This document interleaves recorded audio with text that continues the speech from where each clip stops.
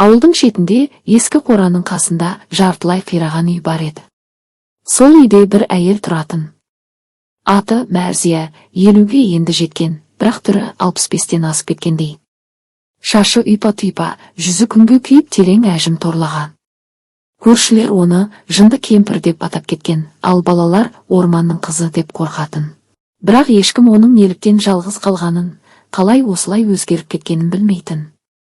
Тек кейде кешкілік үйінің маңынан түтін шығып, әлсіз шам жанып тұрғанын көрген ауыл адамдары. Әй, баяғыда бір қайғы шалған дейді ғой, деп сыбырласып қоятын. Бірақ бәрі ондай болмаған еді. 15 жыл бұрын Мәрзия ауылдағы ең пысық, ең көрікті әйелдердің бірі болатын. Күйеуі Айбек колхозда механизатор, үнемі сапарда. 3 баласы бар, екеуі мектепте, кенжесі бөбек. Үйі күліп тұрған.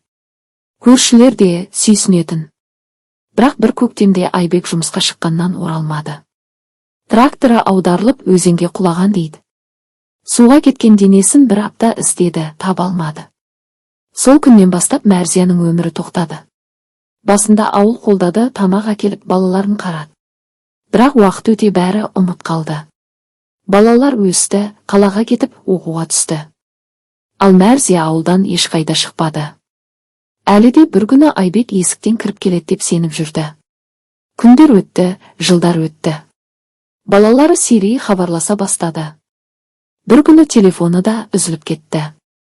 Сол күннен бастап Мәрзия ауылдың шетінде жалғыз қалды. Жазда бақшасына картоп отырғызып, қыста отын жарып күн көрді. Ал адаммен сөйлесуді де ұмыта бастады. Кейде айға қарап түн ішінде күбірлеп сөйлейтін. Келесің бе бүгін, Айбек? Ауыл адамдары оны шет айналып өтетін.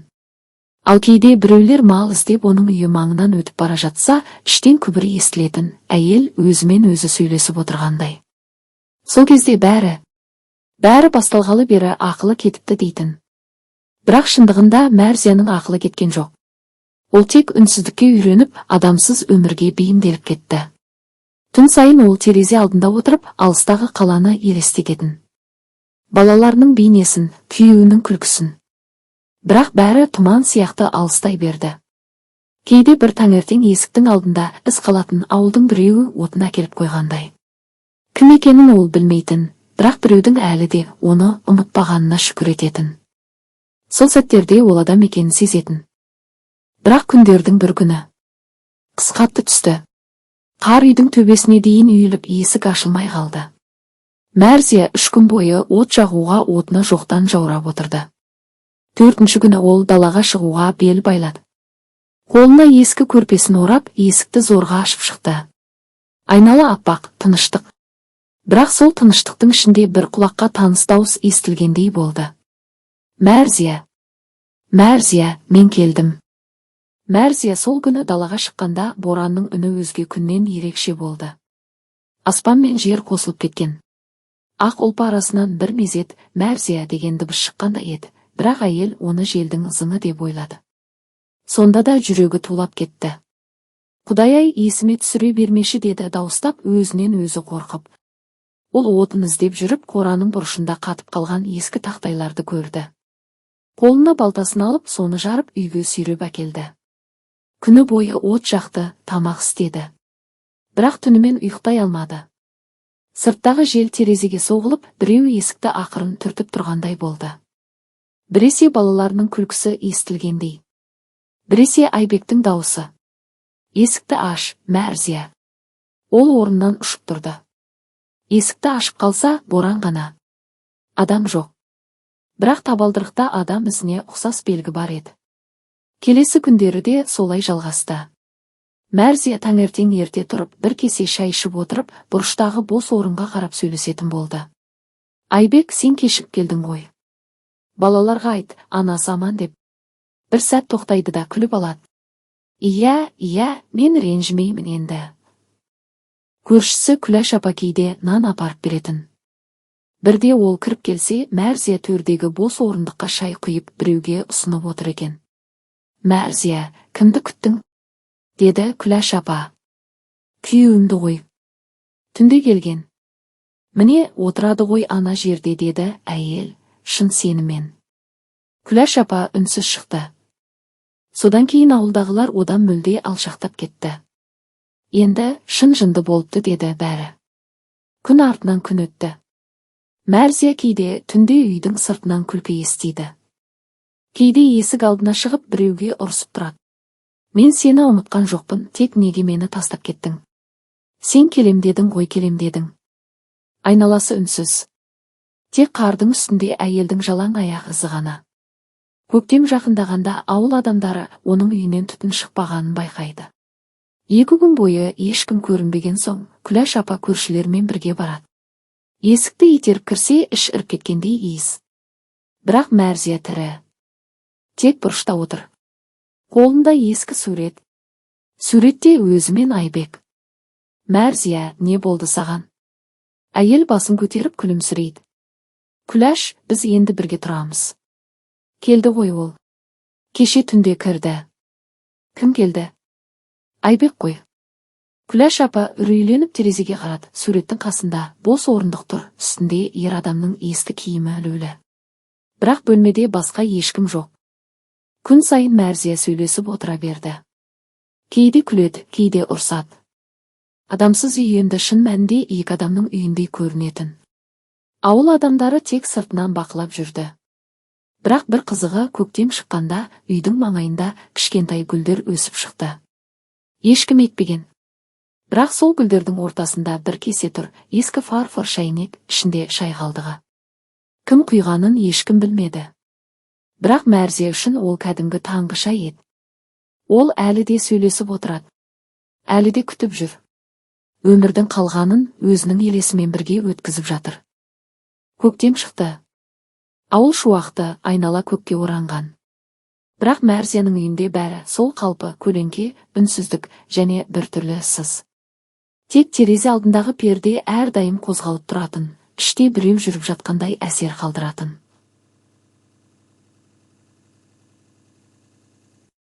Мәрзия енді күн сайын жұмыс істейтін сияқты. Таңертең ерте тұрып үйді сыпырады, от жағады, үстелге 2 кесе қойып сөйлеседі. Міне, бүгінде бірге таңды қарсы алдық дейді сыбырлап. Сосын бір сәт үнсіз қалады. Енді балалар келер ме екен? Деп өзіне сұрақ қояды. Бірақ ешкім келмейді. Бір күні ауылдық медбике Әлия апай тексеруге келеді. Мәрзия, есігіңді аш, шырағым. Саған дәрі алып келдім дейді сырттан. Ешкім жауап бермейді. Бірақ іштен әлсіз күлкі естіледі. Айттым ғой саған, олар енді келмейді, бәрі өтірік уәде. Әлияның бойынан мұз жүріп өтті. Ол есікті ақырын итеріп ашып еді, іште әйел төрде отыр. Бірақ қасында тағы бір кресло тұр, бос. Мәрзия, жалғыз отырсың ба? Жоқ, Айбек бар ғой. Сен көрмей тұрсың. Медбике терең дем алып бір сәт үнсіз қалды. Мәрзия, ол кеткен ғой. Жоқ, деп әйел айқайлап орнынан атып тұрды. Көздері үлкейіп кеткен. Сен өтірік айтасың. Сендер бәрің менің бақытты екенімді көре алмайсыңдар. Әлия шошып сыртқа қашып шықты. Сол түннен кейін ауыл адамдары ол жаққа бармайтын болды. Тек алыстан жарық жанып тұрғанын байқап, балаларды тыйып отырды. Бармаңдар, ол үйде аруақ бар дейтін. Бірақ шын аруақ емес, адамның жалғыздықтан есінен айырылуы еді. Жаз ортасында ауылға жаңа мұғалім келді. Жас жігіт, аты Ернар. Ол көрші үйлерден бос бөлме сұрап жүріп, Мәрзияның үйінің жанындағы ескі сарайға көзі түсті. Тұрып алсам бола ма? Деп сұрағанда, жұрт бірден үрке қарады. Әй, ана үйдің жанында тұрма. Ол жерде тыныштық жоқ, деді бір қария. Бірақ Ернар сенбеді. Мен қорықпаймын. Кісі өлтіруші емес қой, жай кемпір шығар деп күлді де, сол жерге көшіп барды. Алғашқы күндер тыныш өтті. Түнде тек желдің үні. Бірақ 3-ші түні ол терезенің сыртынан аяқ дыбысын естіді. Біреу жай жүріп келеді, қардай ақырын, бірақ анық. Ернар ұйқысын бұзып, фонарик алып сыртқа шықты. Айналада ешкім жоқ. Бірақ Мәрзияның үйінен жарық жанып тұр. Әйнектен қарап еді, әйел айна алдында отыр. Көзін алмай бір нүктеге қарап күліп отыр. Сол күлкі Ернардың құлағында әлі ұзақ жаңғырып тұрды. Ертеңіне ол ауыл мектебіне барды да медбикеден сұрады. Мәрзия апай шын жынды ма? Әлия күрсінді. Ол жынды емес, жай ғана өмірден айырылып қалды. Күйеуін жоғалтқаннан бері бір сағымның ішінде өмір сүреді. Бірақ кеше түнде ол айнаға қарап күлді. Иә, ол жиі солай істейді. Айнаға қарап сөйлеседі. Күйеуім осында менімен тұр дейді. Кейде ол айнадан өзінен басқа біреуді көремін дейді. Ернардың арқасы түршігіп кетті. Сол түні ол қайта ұйықтай алмады. Сағат 3 шамасында тағы дыбыс шықты, терезе сыртынан біреудің жеңіл тықылы. Ол орнынан тұрып есікті ашты. Тұмандай жарықтың арасында Мәрзия тұр. Шашы жайылған, көздері шүңірейген, қолында сурет. Сен білесің бе, деді баяу, кейде мен оның демін сезем. Кімнің? Айбектің. Кей түндері ол менің қасымда тұрады. Сосын менің деміммен бірге дем алады. Әйелдің дауысы сыбырлаған сайын Ернардың жүрегі дүрсілдеп кетті. Сол сәтте ол байқап қалды, әйелдің қолында ұсақ тыртықтар бар. Саусақтары күйгендей. Мәрзия апай, жараңызды көрсетіңізші. Ол маған айтты, егер мені ұмыта бастасаң, өзіңді күйдір деді. Мен ұмытпау үшін жасадым. Ернар артқа шегінді. Әйелдің жүзі баяу жылжып, жарыққа түсті, көзінде ессіз шаттық. Ол енді ешқайда кетпейді деді де бұрылып кетті. Ертеңінде Ернар үйінен көшіп кетті. Бірақ сол түні ауыл аспанын түтін басты. Мәрзияның үйі өртеніп жатты. Адамдар жүгіріп жеткенде үйдің іші күлге айналған, ал бұрышта 2 орындық қасында күйіп кеткен 2 шәйнек тұрды. Бірақ тек бір адамның денесі табылды. Екіншісі ешқашан табылмады. Содан бері ауыл адамдары ол жерді айналып өтеді. Түнде кейде сол үй тұрған орнында әлсіз жарық жанады дейді. Ал жел соққанда біреу күліп тұрғандай дауыс шығады. Мәрзияның үйі өртеніп кеткеннен кейін ауылда тыныштық орнағандай болды. Бірақ сол тыныштықта бір салқын үрей сезіліп тұрды. Адамдар ол орынды айналып өтетін, мал да сол маңнан алыстайтын. Бірақ бәрі ұмыта бастағанда 10 жылдан кейін ауылға қара машина кірді. Ішінен бір ер адам мен әйел түсті. Олар Мәрзияның үлкен баласы Асқар мен қызы Айым еді. Қалада өскен, жүздері шаршаңқы, бірақ көздерінде ауыр өкініш бар. Асқар көліктің алдында ұзақ тұрды. Міне, мама тұрған үй, деді сыбырлап. Үй жоқ. Тек күл, шөп басқан іргетас қана қалған.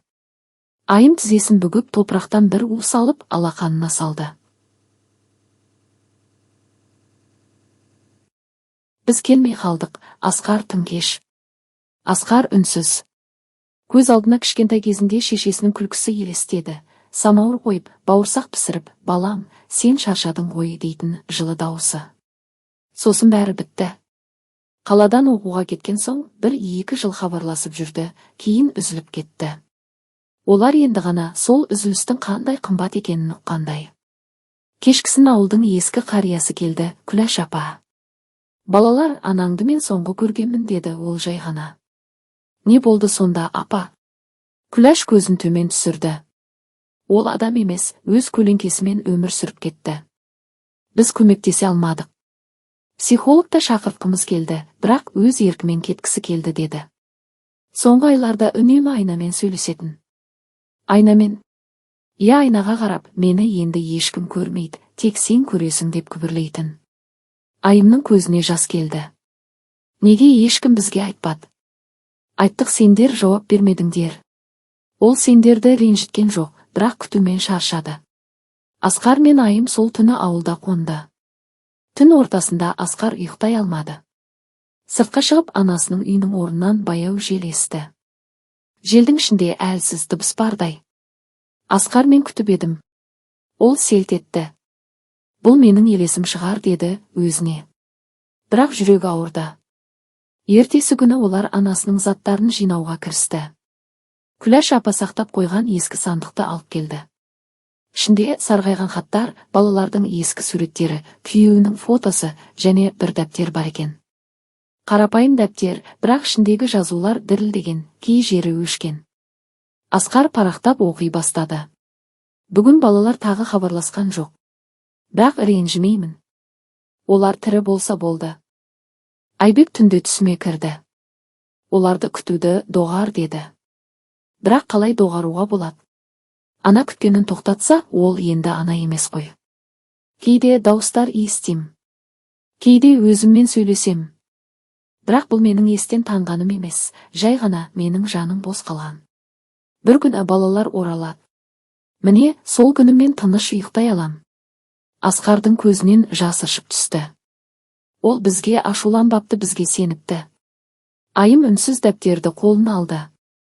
Соңғы бетінде әлсіз жазу бар еді. Егер балалар келсе, оларға айт. Мен қорыққан жоқпын.